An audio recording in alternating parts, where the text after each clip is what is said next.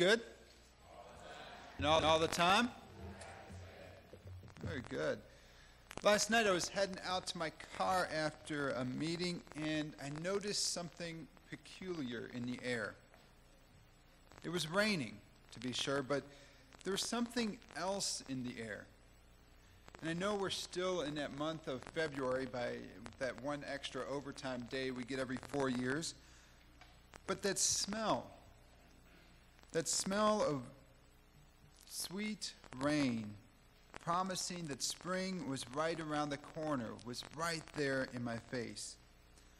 Now I know that I love those first couple of rains after winter. I mean, they seem to cleanse the earth. The rain seemed to wake up the earth for a whole new year. They're rain that washes away all that salt and all that dirt that's kind of been kicked up over the wintertime. You know, it just kind of cleans it out. It cleans the car off of any salt. Probably still need to take it to the car wash, though. But it cleanses the earth. It's a new beginning. It's new life. If last year we didn't like where something was planted, like some impatiens, we can plant magnolias there this year. Or we can move some stuff right about now to different places. We can try new stuff in our garden. Water, it cleanses, it refreshes, it renews, and it gives new life. Water, it helps us to see things a little different. In our first reading, we heard about how God gave us the rainbow as a sign of God's covenant with us. That never again will we be destroyed by a flood. Now, what is it that creates a rainbow?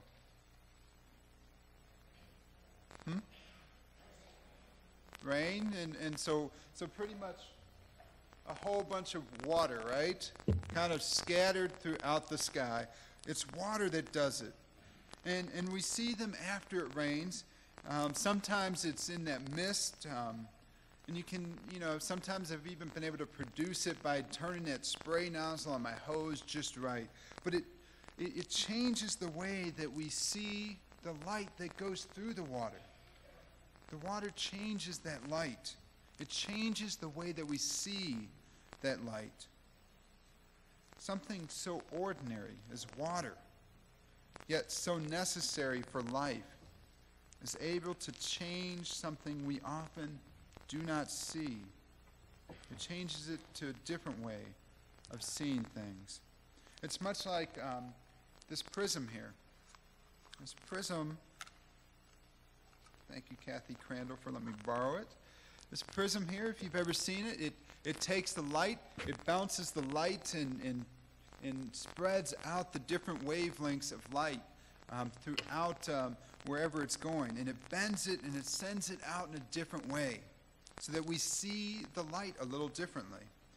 The prism is able to take apart the wavelengths as they enter the glass and send them out of the glass so all those beautiful different colors are displayed.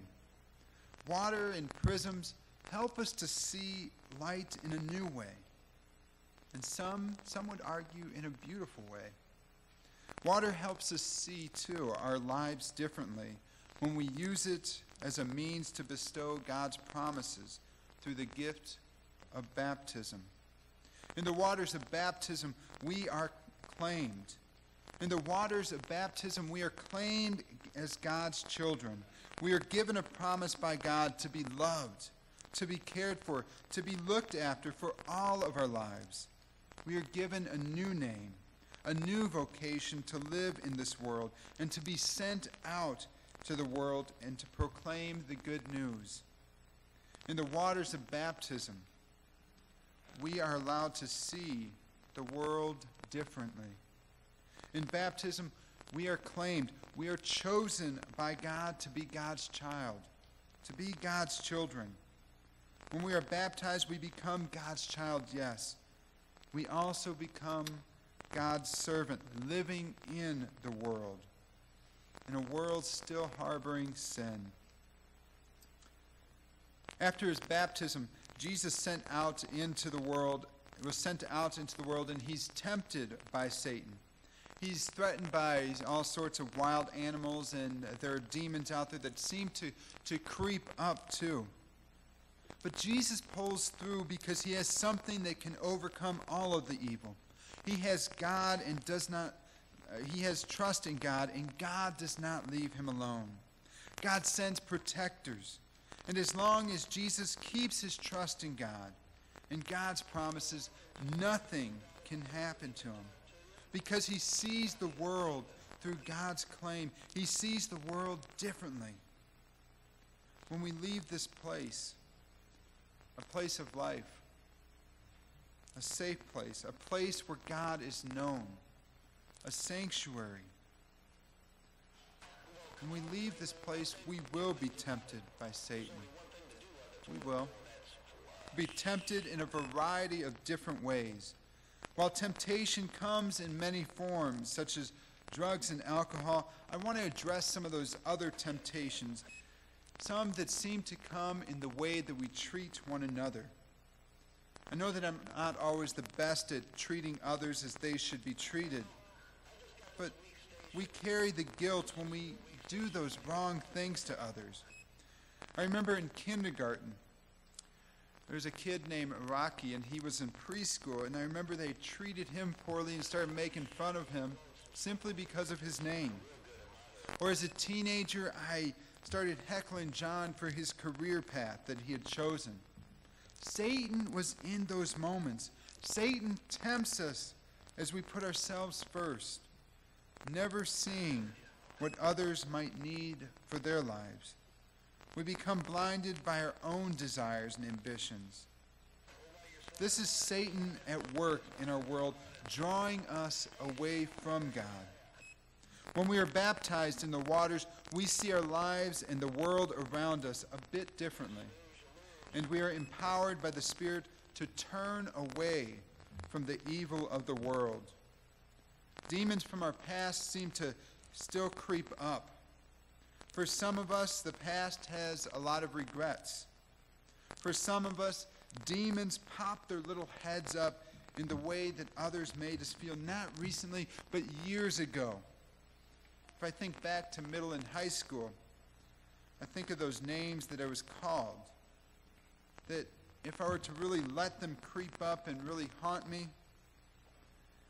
they would start to define who I am today. They would hold me back.